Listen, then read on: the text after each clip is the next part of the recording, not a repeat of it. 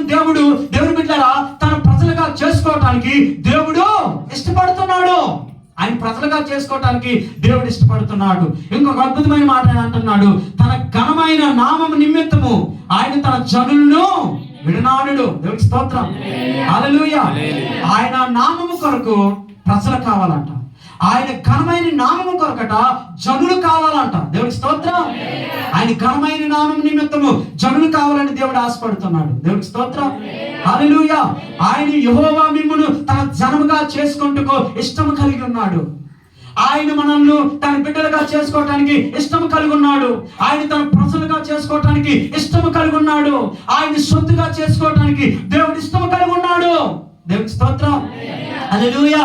అందుకే దేవుడు ఇశ్రాయేలుతో ఏమన్నాడంటే నా ప్రజలు అన్నాడు. దేవుడికి స్తోత్రం, దేవుడికి స్తోత్రం. ఎవరికి ఆ ధన్యత ఇవ్వలేదు, కానీ దేవుడు ఇశ్రాయేలుతో అన్నాడు, ఇశ్రాయేలులో నా ప్రజలు. దేవుడికి స్తోత్రం. అయితే ఆయన ప్రజలు ఎలా ఉండాలంటే ఆయన కొరకట పరిశుద్ధ జనంగా ఉండాలంట. దేవుడికి స్తోత్రం. ఎలా ఉండాలండి? పరిశుద్ధ జనంగా ఉండాలి. దేవుని బిడ్డరా, మనం ఆయన నమ్ముకున్నాం, ఆయన రక్తంలో కడగబడ్డాం, దేవుడు మందిరానికి వస్తున్నాం, చాలా మంచిది. కానీ మనమాట ఆయన కొరకు ఎలా తయారవ్వాలంటే పరిశుద్ధ జనముగా. చెప్పండి మాట, పరిశుద్ధ జనముగా తయారవ్వాలని దేవుడు కోరుతున్నాడు. దేవునికి స్తోత్రం, హల్లెలూయా, హల్లెలూయా. దేవుని బిడ్డరా, ఒకసారి జ్ఞాపకం చేసుకోండి, పేతురు రాసిన పత్రికలో దేవుని వాక్యం ఎలా చెప్తుంది. అందరూ కూడా ఈ వాక్యం తీయండి. పేతురు రాసిన పత్రిక మొదటి అధ్యాయంలో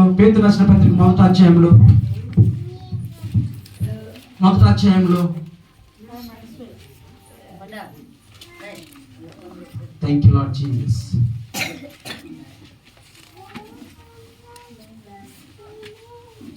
ఒకటో అధ్యాయం 9వ వచనం, 2:9. అయితే మీరు చీకట్లో నుండి ఆశ్చర్యకరమైన తన వెలుగులోనికి మిమ్ముని పిలిచిన వాని గుణాతిశయములను ప్రచురం చేయ నిమిత్తము ఏర్పరచబడిన వంశమును, రాజులైన యాజక సమూహమును, పరిశుద్ధ జనమును, దేవుని సొత్తైన ప్రజలై ఉన్నారు. దేవుడికి స్తోత్రం.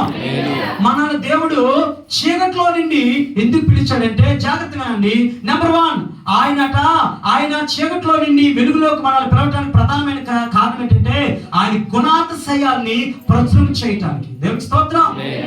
ఆయన యొక్క గొప్పతనాన్ని ప్రకటించడానికి, ఆయన శక్తిని ప్రకటించడానికి, ఆయన కార్యాలని ప్రకటించడానికి దేవుడు మన చీకట్లో నుండి మనల్ని వెలుగులోకి తీసుకొచ్చాడు. దేవుడికి స్తోత్రం. మనందరి బ్యాక్గ్రౌండ్ ఒకప్పుడు మన అందరి పాత జీవితము, మనందరి జీవితాలు కూడా బాగులేని జీవితాలు. దేవుడికి స్తోత్రం, హల్లెలూయా. కానీ ఆ చీకట్లో నుండి దేవుడు మనల్ని ఎందుకు పిలిచాడంటే, దేవుడు వాక్యం చెప్తుంది, ఆయన గుణాతిశయములు ప్రచురం చేయటకును, రెండోది ఏర్పరచబడిన వంశమును, రాజులేని యాజక సమూహమును, పరిశుద్ధ జనమును. హల్లెలూయా. మనం పరిశుద్ధ జనముగా ఉండటానికి దేవుడు మనల్ని పిలిచాడంట. పిలిచాడు కదా, హల్లెలూయా. మనం పరిశుద్ధ జనంగా ఉండటానికి పిలిచాడు. ఏర్పరచబడిన వంశమును, దేవుడు మరొక రాజులైన యాజక సమూహంగా ఉండటానికి దేవుడు మనల్ని పిలిచాడు. దేవుడికి స్తోత్రం. మన దేవుడు అనుకుంటున్నాడు, నా పరిశుద్ధ జనంగా మీరు ఉంటారా? నా పరిశుద్ధ ప్రజలుగా మీరు ఉంటారా?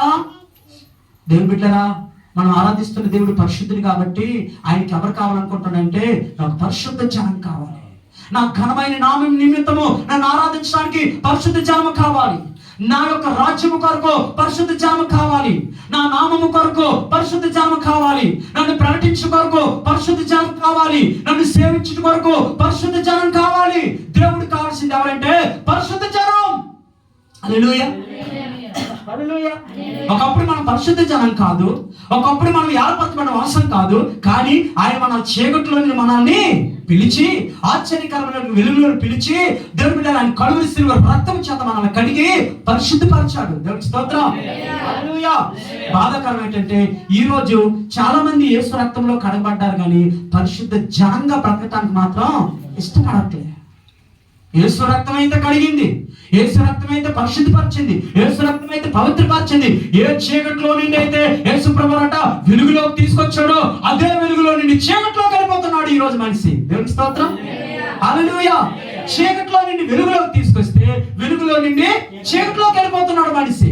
తన జీవితాన్ని ఏ యొక్క బురదలో నుండి, ఏ యొక్క పాపంలో నుండి, ఏ యొక్క నాశనకరమైన గుంటలో నుండి, చికటి గల దొంగ భూమిలో నుండి ఎక్కడి నుండి అయితే ప్రభు బయట తీసుకొని వచ్చి వెలుగులోకి తీసుకొచ్చి ఆయన రక్తం చేత కడిగి పరిశుద్ధపరిచాడు.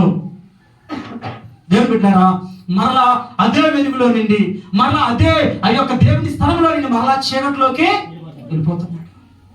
దేవుని బిడ్డ, ఈరోజు దేవుడు మనతో మాట్లాడుతున్నది ఏంటంటే, మీరు నాకు పరిశుద్ధ జనంగా ఉండాలని ఆశపడుతున్నాను. దేవుడికి స్తోత్రం, హల్లెలూయా. మరలా దేవుని బిడ్డ, మరలా వెనక్కి వెళ్ళిపోకు, మరలా వెనక్కి వెళ్ళిపోకు, మరలా లోకం వైపు, మరలా పాపం వైపు, మరలా శరీరం ఆశల వైపు, నేత్రాశల వైపు, లోకం వైపు చూడకు. దేవుడికి స్తోత్రం. దేవుడికి ఎవరు కావాలంటే పరిశుద్ధ జనం. ఈ మాట మరలా చెప్పలేదు. ఎవరు కావాలి? ఆ దేవుడికి కావాల్సింది ఏమంటే పరిశుద్ధ జనం.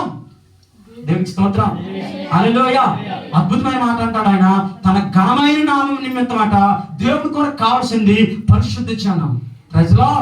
ఎందుకు తెలుసా? ఆయన పరిశుద్ధులు కాబట్టి ఆయన కొరకు ఎవరు కావాలంటే పరిశుద్ధులు కావాలి. పరలోకంలో దేవుని బిడ్డరా, దేవదూతలు, శరాపులు, కెరూబులు, దేవుని బిడ్డరా, అవి ఎంత హోలీగా ఉంటేనే అక్కడ ఉండగలవు. యా మాత్రం తేడైనా కింద పడిపోవడమే. దేవుడికి స్తోత్రం.